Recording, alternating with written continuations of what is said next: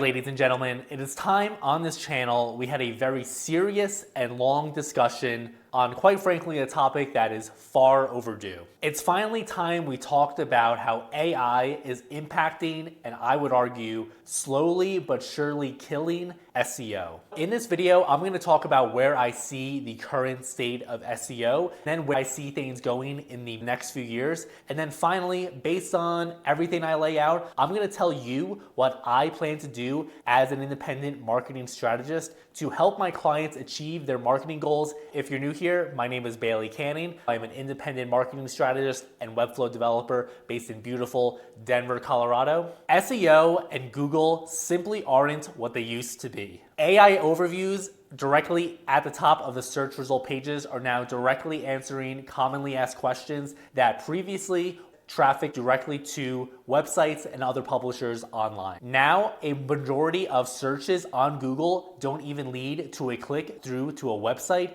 This is because not just the AI overviews, but also because now when you Google something, there are so many other media elements on the top of the page, depending on what exactly you searched for. For example, if you were going to search for a local tailor, perhaps you have a wedding coming up and you need to get your suit tailored. These days, you probably see an AI overview showing you the best tailors in your area. Then when you scroll down, you probably would see a map pack listing showing you where local businesses are located relative to your current location. And then also you probably would see some FAQs as well. So even if you're ranking #1 for men's tailor Denver, Colorado, for example, you're still probably halfway down the page. In 2025, you need to understand that Google is much more than just 10 blue links. It's shopping results, it's local map listings, it's YouTube videos increasingly, it's FAQs. And what really started to drive this change home to me wasn't just the AI overviews. It wasn't the fact that a majority of searches on Google don't even lead to clicks anymore. What really drove this change through to me is the fact that these days, now, over 50% of Google search terms are branded search queries. It's just company names like Sony or Fender or Brooks Brothers. As marketers, we can infer from this change that consumer behavior has radically shifted to where they're not doing research on Google and other search engines like they used to. These days, they're finding out about brands and learning more about them on other platforms, primarily social media, so Instagram, Facebook, TikTok, but even Reddit threads, which now also are really getting populated in the Google search listings because Reddit and Google have a content agreement. More than ever, people simply seem to be using Google search as a navigational element. So for example, maybe they'll get an ad for a new watch from Seiko on their Instagram feed, and then when they come time to buy, if they don't click on the ad natively through Instagram, they're simply going to Google the Seiko watch and then go to their website and then buy a watch. But no longer are they going to dedicated watch blogs, and thus Google is sending less website traffic to not just publication websites, but all websites in general, especially business websites. Honestly, I think a lot of this has to do with not just the fact that social media, video content is far more engaging than the written word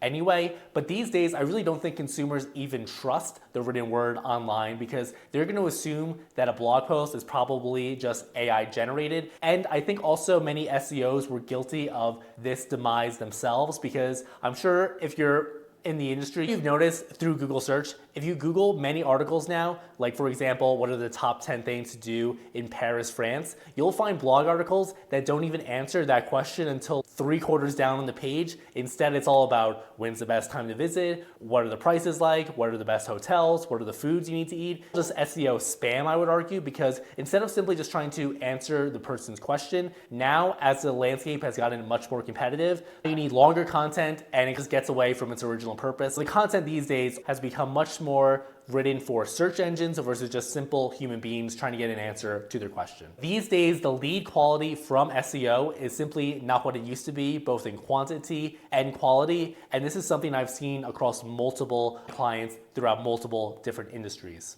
Now, as I look at my notes, I realize I haven't even begun to talk about chatbots. ChatGPT, which now has a search called Creatively ChatGPT Search, even though it is still in its infancy and even though it's only available to paying ChatGPT users as of the time I'm making this video. It's already cut into Google search market share by 10%, roughly speaking. So 1 in 10 people have already switched to using ChatGPT as their primary search engine. And I think that number is obviously only going to increase. Frankly, it is not going to surprise me in a year or two if Google just completely decides to cannibalize their own search engine and puts Gemini right on the front page of Google search. And then the traditional Google search, I could see that becoming like a secondary option for people who are looking for more manual, granular control of what they're searching for. And honestly, as a $1 trillion multinational corporation, Google is going to have no problem whatsoever throwing under the bus all the small business owners and all the content publishers who got them to this position just to increase shareholder value and keep those board members pleased. It's sad, but true.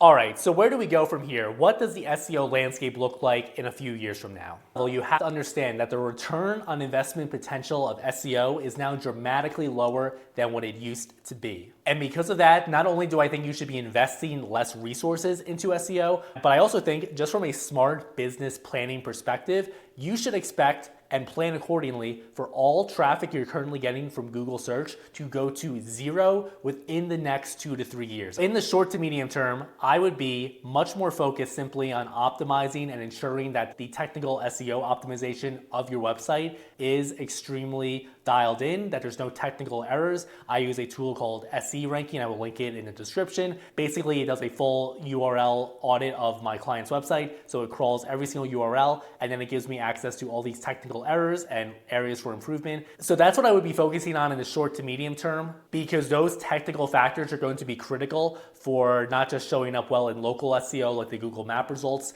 but also eventually I am sure that although these AI chatbots have not released guidance on this just yet, I'm sure that those technical health factors of your website are going to be critical for actually getting selected and being displayed whenever someone asks ChatGPT for local businesses. So I would get on top of that right now. What I would not be doing anymore is writing blog articles. Nobody reads. I hate to break it to you. I read books on my Kindle, but people are not reading blog articles right now. They just aren't. If you are, you're probably like 2% of people in the Western world who these days, even if you're the next F. Scott Fitzgerald, people are just going to assume that your blog article content is AI generated and you're just not going to trust it. So honestly, this is just where we're at. Before AI, I would have said there's 3 content mediums to focus on. There's the written blog articles, there's the audio-driven podcasts, and then there's the video-driven YouTube videos. Now with AI, the written articles are dead. I wouldn't even consider doing them. What people want are YouTube videos. YouTube is the world's 2nd largest search engine. So it makes sense that if the world's biggest search engine is going away,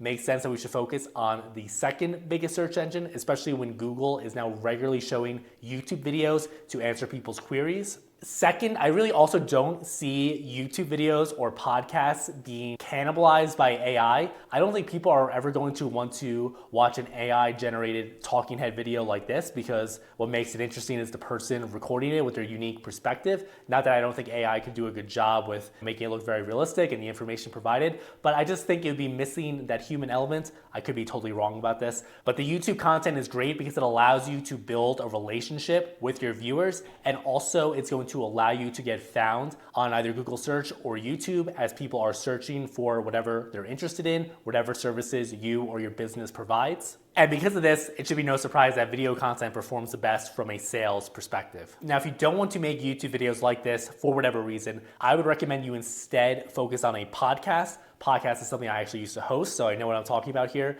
Podcasts are great because number one, you can put them on YouTube, which I would recommend. But even if you don't feel comfortable doing that, audio is going to be the next best medium to focus on. Podcasts are huge, they're very popular, and people love them. If you're in the professional services industry, which many of my clients are, I would recommend you also have potentially a guest-driven podcast. This way you can network with both prospective clients and industry peers, and it's a very easy way to co-create content together.